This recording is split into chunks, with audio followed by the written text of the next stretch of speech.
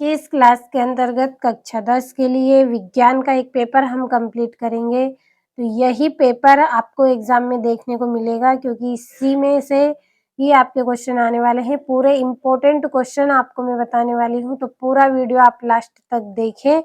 तो चलिए बिना किसी देरी के हम प्रश्नों की ओर बढ़ते हैं। तो पूरा पेपर मैंने पहले ही कंप्लीट कर दिया है। सारे इम्पोर्टेंट ऐसे क्वेश्चन हैं जो एग्ज़ाम में आपको अच्छा अंक दिलवाने में काफ़ी मदद करने वाले हैं।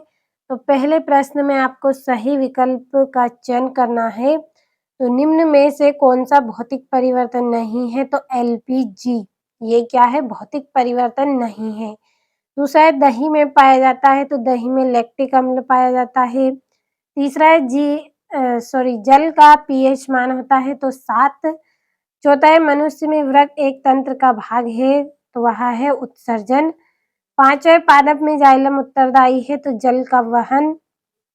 छठा है दो तंत्रिका कोशिकाओं के मध्य खाली स्थान को कहते हैं, तो सिनेप्स कहते हैं उसको। और ये आपका दूसरा प्रश्न है जिसमें रिक्त स्थान भरने हैं आपको। तो पहला रिक्त स्थान है किसी रासायनिक अभिक्रिया का समीकरण के रूप में प्रतीकात्मक निरूपण डैश कहलाता है, तो रासायनिक समीकरण। दूसरा है अम्ल एवं क्षारक एक दूसरे को उदासीन करके लवण एवं डैश का निर्माण करते हैं, तो जल। तीसरा है धात्विक ऑक्साइड प्रायः डैश होते हैं, तो क्षारकी। चौथा है वे सभी प्रक्रम जो सम्मिलित रूप से अनुरक्षण का कार्य करते हैं डैश कहलाते हैं, तो जैव प्रक्रम। और हमारे शरीर में नियंत्रण एवं समन्वय का कार्य तंत्रिका तथा हार्मोन द्वारा होता है। और किसी गोली दर्पण की फोकस दूरी उसकी वक्रता त्रिज्या की डैश होती है, तो आधी होती है। तो कंप्लीट अच्छे से आपको करना है। और ये आपका तीसरा प्रश्न है जिसमें आपको जोड़ी करनी है।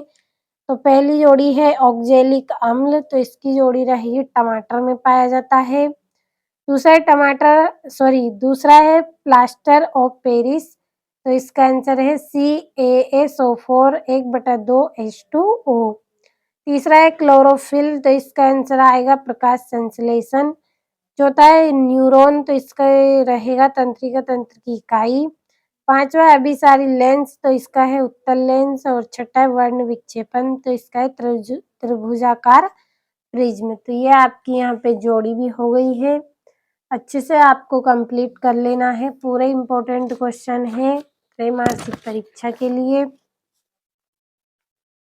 और ये आपका यहाँ पे चौथा प्रश्न है जिसमें एक वाक्य में उत्तर करना है। तो नेत्र के किस भाग पर वस्तु के प्रतिबिंब बनते हैं? तो रेटिना पर।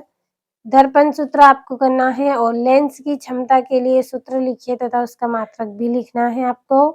और वायु की अनुपस्थिति में होने वाले श्वसन को क्या कहते हैं? तो अवायवीय श्वसन। और प्रतिवर्ती क्रिया का कौन नियंत्रित करता है? तो मेरुरज्जु। और जब किसी यौगिक से ऑक्सीजन संयुक्त होती है, तो इसका आंसर भी आपको भर लेना है। और ये पांचवा प्रश्न आपको ही कंप्लीट करना है, सत्य असत्य। और ये छठा है रासायनिक समीकरण से आप क्या समझते हो? किसी संतुलित समीकरण का उदाहरण दीजिए। और सातवां वियोजन अभिक्रिया को संयोजन अभिक्रिया के विपरीत क्यों कहा जाता है? इन अभिक्रियाओं के लिए समीकरण लिखिए। आठवां है वायु से जलने से पूर्व मैग्नीशियम रिबन को साफ क्यों किया जाता है? और नौवां है विकृत गंधिता को परिभाषित कीजिए। 10वां है अम्ल को परिभाषित कीजिए। 11वां है आपका पीतल एवं तांबे के बर्तनों में दही एवं खट्टे पदार्थ क्यों नहीं रखने चाहिए? और जीवन के अनुरक्षण के लिए आप किन किन प्रक्रमों को आवश्यक मानेंगे? फसल चक्र के लाभ आपको बताना है। और 13वें प्रश्न में 2 मीटर फोकस दूरी वाले उत्तल लेंस की क्षमता आपको ज्ञात करनी है। और एक गोली दर्पण की वक्रता त्रिज्या 20 सेंटीमीटर है, तो उसकी फोकस दूरी क्या होगी? और ये आपका 14वां है गोली दर्पण के वक्रता केंद्र की परिभाषा। तो पूरे प्रश्न आपके 2-2 नंबर के हैं। अच्छे से आपको कंप्लीट करना है इन प्रश्नों को। और ये यहाँ पे आपका 15वां है उत्तल दर्पण के 2 उपयोग लिखिए। जरा दूरदर्शिता क्या है? ग्रह क्यों नहीं टिमटिमाते हैं? हम वर्षा होने के बाद ही आकाश में इंद्रधनुष क्यों देखते हैं? और ये आपका स्पष्ट दृष्टि की न्यूनतम दूरी किसे कहते हैं? वर्ण विक्षेपण क्या है? और प्लास्टर ऑफ पेरिस को आर्द्र-रोधी बर्तन में क्यों रखना चाहिए? समीकरण लिखना है 3 नंबर का प्रश्न। और धमनी और शिरा में अंतर बताना है और वायवीय तथा अवायवीय श्वसन में अंतर कोई 3 और अवतल दर्पण के कोई 3 उपयोग करने हैं आपको और प्रत्यावर्ती चाप का नामांकित चित्र बनाना है।